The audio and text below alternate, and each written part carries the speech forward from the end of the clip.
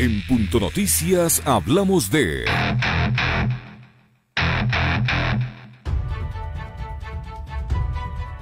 La entrega del proyecto de ley de reforma al Código Monetario y Financiero, también conocido como Ley de Defensa de la Dolarización que el gobierno busca se trate con carácter económico urgente, podría demorar hasta finales de enero y el Consejo de Administración Legislativa recién lo podría calificar a partir del 8 de febrero.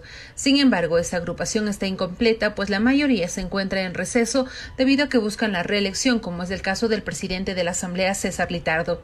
En todo caso, según el equipo de comunicación de Cristina Reyes, quien también se encuentra en campaña para parlamentaria andina, los alternos no pueden participar en el CAL, sino únicamente los titulares.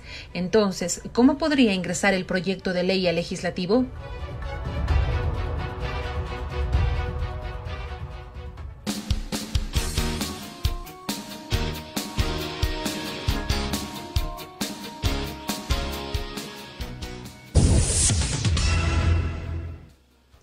De la mañana con 12 minutos, 8 con 12 minutos. Saludamos a la Revolución Ciudadana, Pavel Muñoz. ¿Cómo está, legislador Muñoz? Buenos días, bienvenido, gracias por acompañarnos en Punto Noticias en su primera emisión. Estamos con usted, Alexis Moncayo, y quien le habla, Licenia Espinel.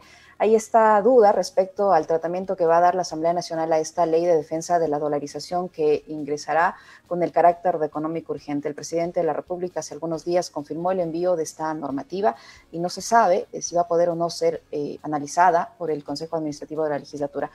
¿Cómo mira usted esta posibilidad de que esta norma entre por el Ministerio de la Ley ante las pocas posibilidades de que pase por el CAL? Licenia, buenos días. Alexis, buenos días. Un saludo fraterno y un abrazo grande para la gente que sigue Radio Pichincha Universal. Mire, Licenia, aquí hay varios temas que habría que diseccionar. Tal vez los primeros que usted me está preguntando es sobre el procedimiento legislativo, muy importantes, pero seguramente vamos a llegar también al fondo, que es lo central, digamos, de qué es lo que quieren con esta reforma. Y respecto al procedimiento, efectivamente, Licenia, si en este momento fuera enviada la reforma a la Asamblea Nacional, no podría ser tratada. ¿Por qué? Porque no se puede constituir el Consejo de Administración Legislativa. Para conocimiento de todos, cuando una ley ingresa a la Asamblea Nacional, lo primero que se hace es que el Consejo de Administración Legislativa la analiza, la revisa e inmediatamente la distribuye a cualquiera de las comisiones legislativas para su tratamiento. Después de ese tratamiento viene un primer y un segundo debate. ¿Cuánto puede durar? Dura lo que las autoridades de la Asamblea Nacional quieran, es decir, en sus vergonzosos tiempos tenemos unos tiempos absolutamente dilatados. ¿Cuál es la diferencia con esta? Que al ser una ley económica urgente, tiene 30 días para su tratamiento desde que ingresa a la Asamblea Nacional. Por lo tanto, el Ejecutivo no debería cometer la irresponsabilidad de enviar ahora porque ese CAL no se puede juntar. ¿A qué me refiero con esto? 4 de los 7 integrantes de ellos, como usted bien lo decía, en este momento están postulando para la reelección, por lo tanto no están presentes en la Asamblea y sus alternos, seguramente por un vacío legal, no pueden posicionarse, por lo tanto el CAL no se podría reunir. Solo se podría reunir el Consejo de Administración Legislativa desde el 8 de febrero, una vez terminadas las elecciones, hacia adelante. Y ahí podría darse el tratamiento, insisto, en un solo mes, con un primer debate y un segundo debate con muy poco tiempo para ser tratados. Insisto, Licenia, entiendo que entraremos a los temas de contenido, que es lo más importante, pero si el Ejecutivo quiere de manera irresponsable jugarse a que esto sea aprobado por Ministerio de la Ley, es decir, sin tratamiento, sin pronunciamiento de la Asamblea Nacional, volverá a cometer una irresponsabilidad de la cual yo creo no estará salvado de una sanción política, ¿no es cierto?, de una investigación política, porque sería atroz eso para todos los ecuatorianos. Tomando en cuenta, perdón, me elegí solo una presión, tomando este intento de privatizar o de entregar la administración del Banco Central al sector privado no es nuevo, ya ha pasado antes, no tuvo el respaldo del caso. ¿Usted no cree que detrás de este anuncio haya esa real intención de que la normativa pase por el Ministerio de la Ley y así se evitan cualquier problema? Me refiero al Ejecutivo. Sin duda alguna, Licenia, digamos, son tan perversos, son tan maquiavélicos en su proceder que eso es lo que puede pasar. Le digo sinceramente, eso de parte de muchos, yo me incluiría en ellos principalmente, nos pondría a pensar entonces en un proceso de fiscalización a las autoridades que esto quisieran hacerlo, porque aquí habría una negligencia desde mi punto de vista conociendo ellos como conocen que el CAL no puede reunirse, querer enviarlo antes sería forzar a ganarse unos tiempos, ¿no es cierto?, unos días para ese silencio administrativo. Y esto, desde mi punto de vista, al menos llamaría la atención seguramente a muchos legisladores de la Revolución Ciudadana, sin duda alguna, como para plantearnos, ¿no es cierto?, un proceso de fiscalización a cualquiera que estuviera en predisposición de querer hacerlo. De parte de ellos, su lógica maquiavélica de entender que el fin justifica cualquier medio, evidentemente supongo que querrán hacerlo, pero la ciudadanía y la Asamblea Nacional deberá estar vigilante y sobre todo deberá actuar con fiscalización para que si eso quieren hacer, evidentemente pueda ser impedido, ¿no es cierto?, por el pueblo ecuatoriano. Si es que ellos, claro, aquí usted me podría preguntar, pero lo que podría pasar en tiempos es que primero se termine aprobando la ley por silencio administrativo y después pueda venir cualquier proceso de fiscalización.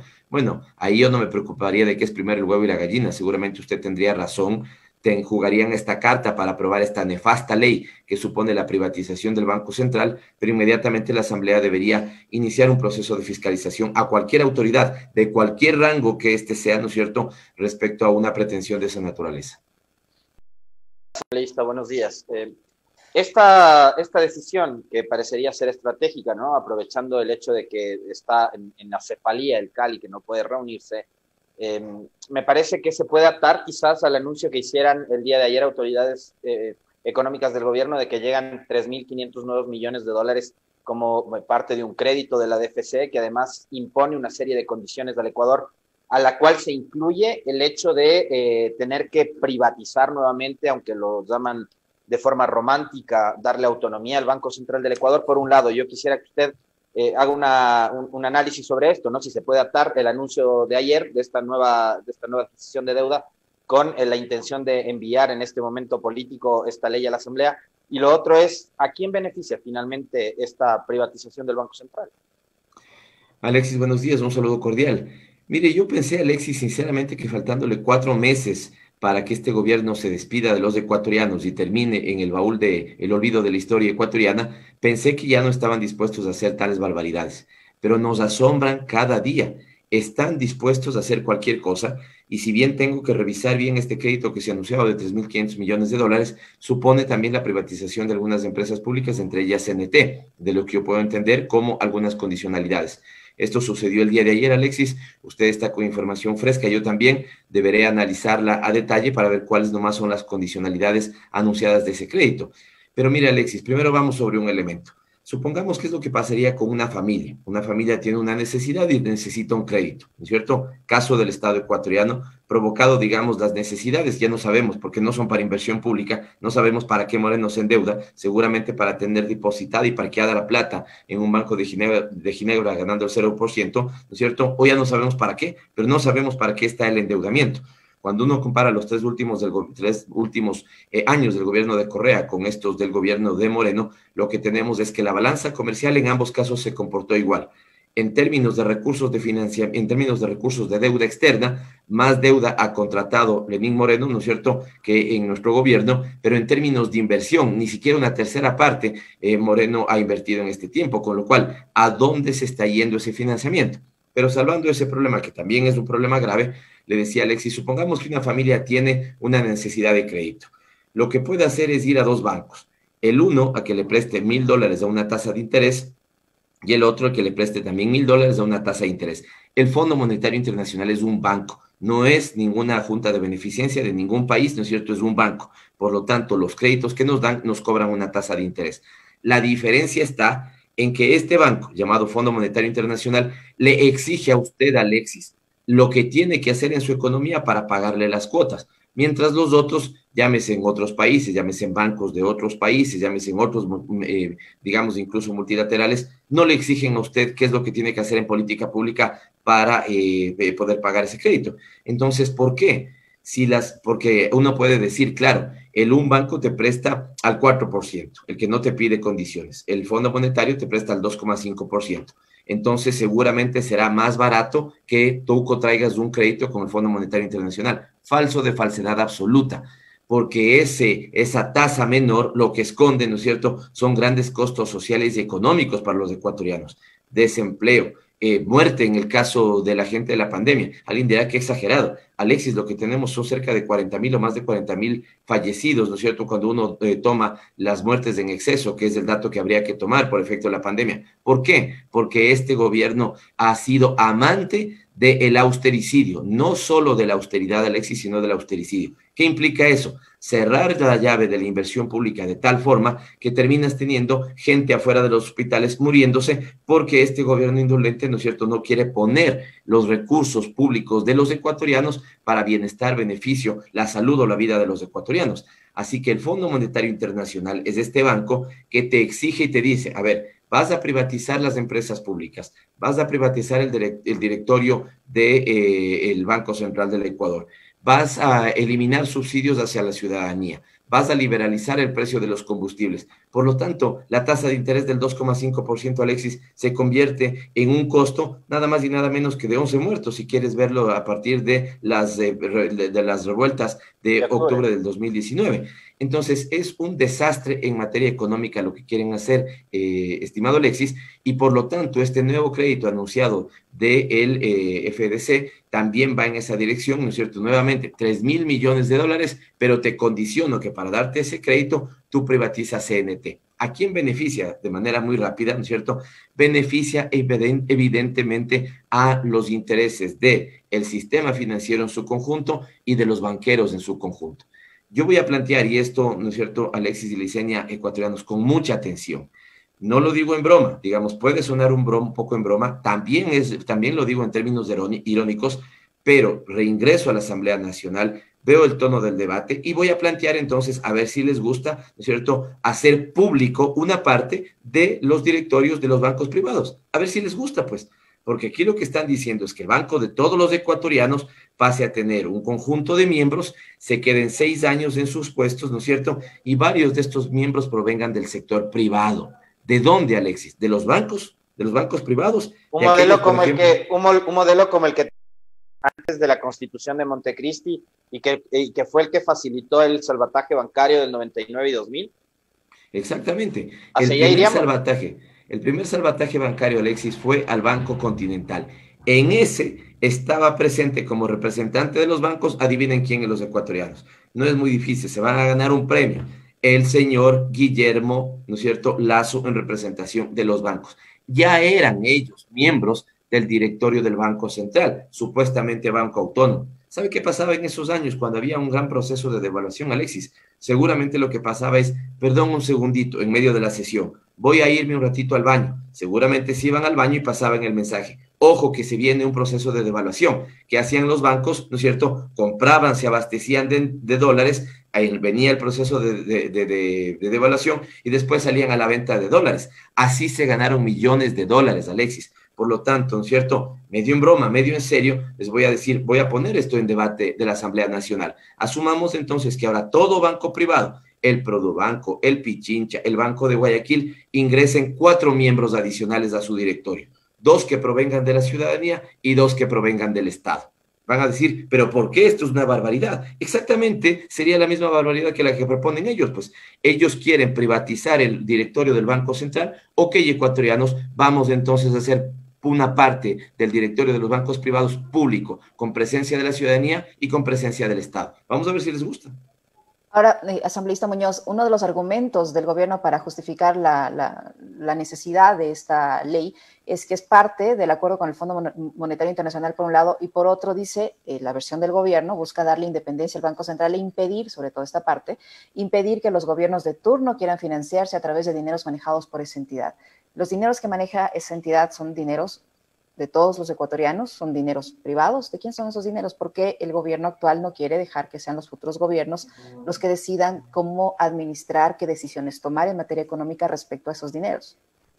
2 cosas muy importantes, Licenia, de su pregunta. La primera es que esto es parte efectivamente del acuerdo con el Fondo Monetario Internacional. Les recuerdo, Licenia, a los ecuatorianos que parte de ese acuerdo, y nosotros jugamos un rol fundamental en ellos, ya fueron votados en contra en noviembre del 2019. Esta misma ley, harán alguna reforma, harán alguna cuestión así. Pero recuerde usted, Licenia, me parece que conversamos en estos mismos micrófonos, además porque es un tema evidentemente de preocupación de todos los ecuatorianos. Era una reforma de ley que buscaba modificar cerca de 20 cuerpos legales, tenía más de 400 artículos e incluía entre sus disposiciones esta privatización del directorio del Banco Central. ¿Qué pasó? Una coalición, de alguna u otra manera, un poquito inédita de legisladores, sumamos 70 en total, ¿no es cierto? Un poquito más, creo que llegamos a ser 71, ya le archivamos esta reforma al Ejecutivo. No sea necio, ya le archivamos esta reforma al Ejecutivo.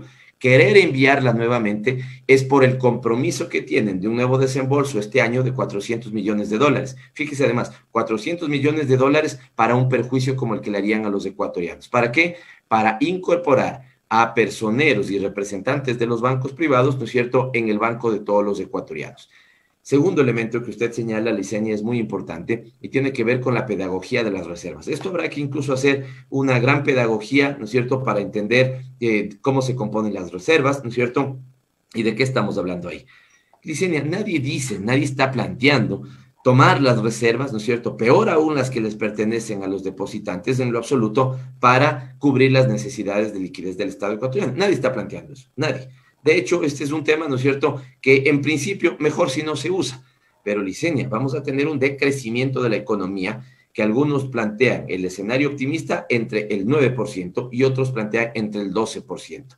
Es decir, esto va a ser más del doble del decrecimiento económico que tuvimos en el año 1999, con la crisis financiera bancaria más grande que conozcamos los ecuatorianos. Por lo tanto, es posible, Licenia, que en alguna medida una parte de esos recursos, sobre todo la que compone digamos, a la parte pública, pueda ser canalizada, ¿no es cierto? Le voy a poner un ejemplo, a través de crédito, por ejemplo, a los ecuatorianos. Si usted inyecta liquidez a la economía de los ecuatorianos, está impidiendo que esa economía se deteriore más y de alguna u otra manera empieza a engrasar, si usted quiere, la maquinaria económica, Licenia, para que empiece a moverse. ¿Qué está diciendo el propio Fondo Monetario Internacional a algunos otros países del mundo? Licenia y Alexis, esto es una locura. El propio Fondo Monetario Internacional en algunos otros países está haciendo una recomendación. ¿Y qué le está haciendo? ¿Qué recomendación le está haciendo? Países, si ustedes tienen recursos ociosos que no los están canalizando hacia la liquidez de esas economías, entonces valdría la pena que canalicen esos recursos hacia la dinamización económica. Entonces, ustedes se van a poner, todos nos ponemos locos, ¿no? ¿Cómo es que, por un lado, el propio Fondo Monetario Internacional está recomendando mecanismos de inyección de liquidez a las economías que están deterioradas y aquí plantea, en cambio, ¿no es cierto?, el tema de la privatización del Banco Central? Pura ideología y puros intereses de querer volver a secuestrar el Estado ecuatoriano en distintos campos. Ya lo han hecho y ahora también quieren hacerlo en el campo, digamos, del manejo de la poca parte monetaria que tenemos, porque no tenemos política monetaria, ¿no es cierto?, pero de las acciones y las actividades que realiza el Banco Central del Ecuador, otra vez privatizados por la banca privada del país. Joe Biden llega el próximo 20 a gobernar Estados Unidos con una propuesta similar, ¿no?, de generar un ingreso a los ciudadanos para poder dinamizar la economía. O sea, tampoco es que es para los Estados Unidos ajena esta propuesta, como así lo ha planteado el mismo Fondo Monetario Internacional, pero acá hay quienes están cuestionando aquella propuesta de Andrés Arauz de entregar $1,000 por una vez a 1 millón de ecuatorianos. Y yo quisiera ahí adentrarme un poco en el campo y la materia electoral, asambleísta Pavel Muñoz, porque usted está corriendo a la reelección, a pesar de que por un distrito distinto. Usted actualmente es asambleísta por el distrito Centro Norte, ahora corre por la ruralidad acá en la provincia de Pichincha, por las parroquias en Quito. ¿Con qué propuestas llega? ¿Qué es lo que va a hacer Pavel Muñoz si es que resulta reelecto y va a estar en la próxima asamblea? ¿Y qué tan importante es también que en el caso de que Andrés Arauz sea elegido presidente de la República, pueda contar con un bloque mayoritario de legisladores? Gracias, Alexis. Primero déjeme topar lo anterior que tiene relación con nuestra propuesta legislativa. Vamos a la historia, Alexis. 1929 se dio el crack de la Bolsa de Valores de Nueva York y eso dio paso a lo que se terminó conociendo como la crisis de la Gran Depresión. ¿Sabe qué hizo los Estados Unidos en ese momento, Alexis?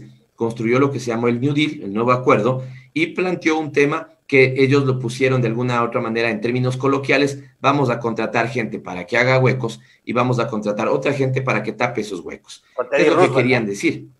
¿Perdón? Con Teddy Roosevelt. Efectivamente, ¿qué es lo que querían decir? Lo que querían decir es que no era importante hacer huecos o tapar huecos, sino estimular la demanda, ¿no es cierto?, y la liquidez de los ciudadanos estadounidenses. Después de esas medidas, tuvieron los años de mayor crecimiento Estados Unidos ahora. ¿Qué es lo que estamos planteando nosotros? Evidentemente, salvando los contextos y las distancias históricas, que son absolutamente distintas, pero hay un enfoque que de alguna u otra manera conceptualmente funcionaría igual.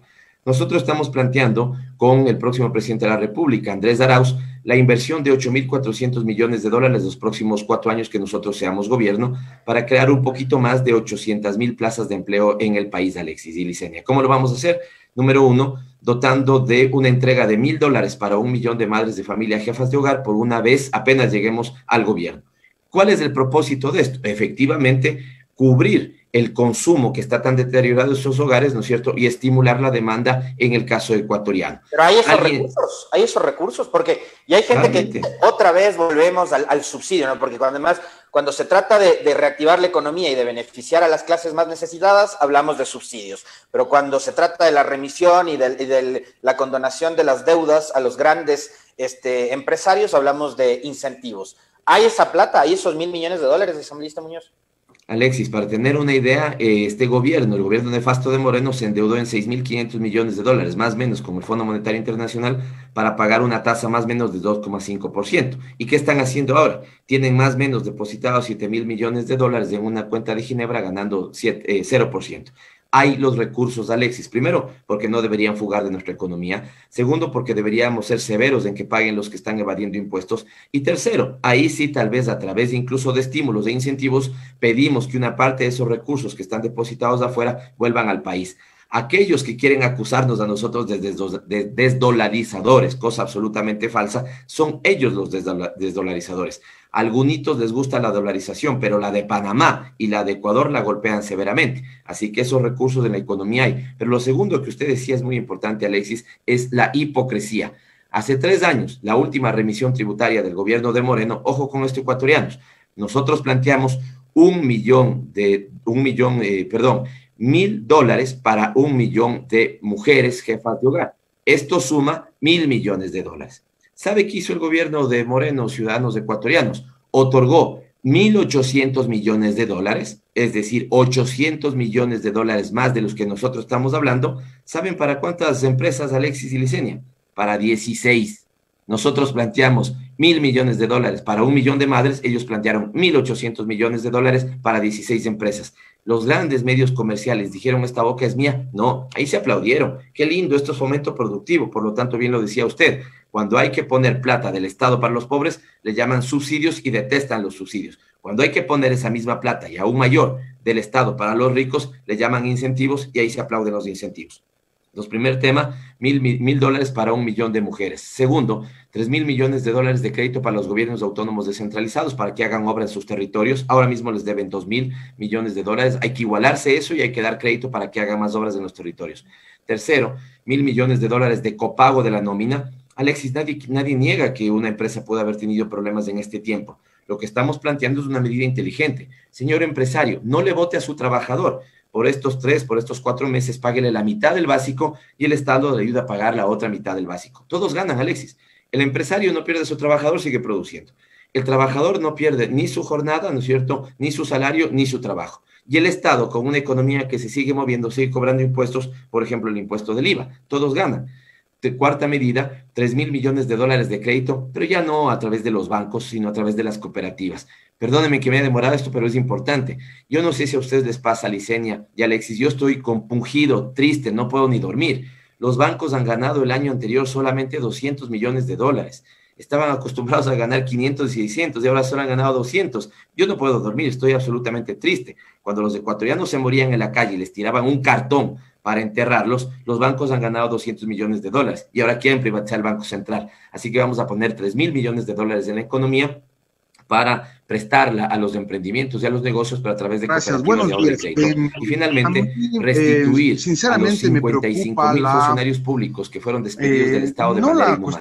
¿Por qué le señalé esto, Alexis? Cuando usted me pregunta mi propuesta, porque lo primero que haremos apenas lleguemos a la Asamblea será dar la viabilidad legal para esta propuesta de nuestro próximo presidente Andrés Arauz. Súmele a eso un nuevo código de trabajo, súmele a eso una nueva ley de seguridad social y súmele a eso, en mi caso particularmente, una ley que he presentado hace pocas semanas, que ya empiezo a recibir buenos comentarios incluso del exterior, que se llama Ley de Protección y Promoción Social. Protejamos el Estado de manera perentoria y en las condiciones más graves a quienes están en pobreza y extrema pobreza, pero inmediatamente conectémosles también con una política de promoción social para que no se queden dependientes del Estado, ese en lo absoluto es el objetivo, sino que más bien de manera autónoma puedan redinamizar sus economías y salir del grave momento en el que están muchas de las familias ecuatorianas. Visión unilateral no está presente ni en los organizadores, ni en los medios, ni en los periodistas que me imagino van a participar.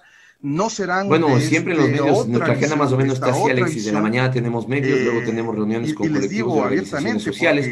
Nosotros particularmente estaremos hoy en Conocoto en horas de la mañana, y en horas de la tarde quiero además invitarle a la gente a las 4 de la tarde a que se pueda dar cita en Chillogallo, 3 o 4 de la tarde, me van a disculpar ahí, ya voy a poner en mis redes sociales, ya está la información precisa.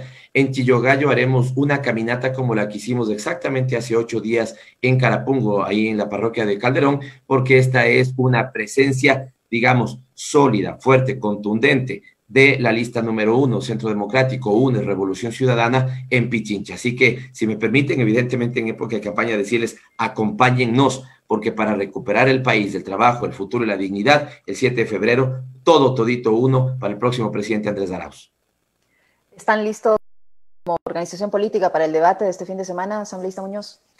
Mire, Licenia, gran pregunta. La cancha es así, ¿no? No sé si así, no me están viendo algunos en radio, pero le estoy poniendo un escenario recontra inclinada. Tenemos árbitros vendidos, tenemos los organizadores, los que hacen algo así como la Federación Ecuatoriana de Fútbol, que son estos grandes, ilustres ecuatorianos y ecuatorianas que todos tienen manifestaciones en contra de la Revolución Ciudadana. Todo tenemos en contra, pero tenemos una cosa que es mucho más fuerte que eso, es el pueblo ecuatoriano de nuestro lado, y Andrés Arauz está absolutamente preparada para, con su pueblo y por su pueblo, dar un debate a la altura, a pesar de que todos saben que eso contra nosotros será un sainete y un conjunto de ataques, pero estamos absolutamente listos. Muy amable.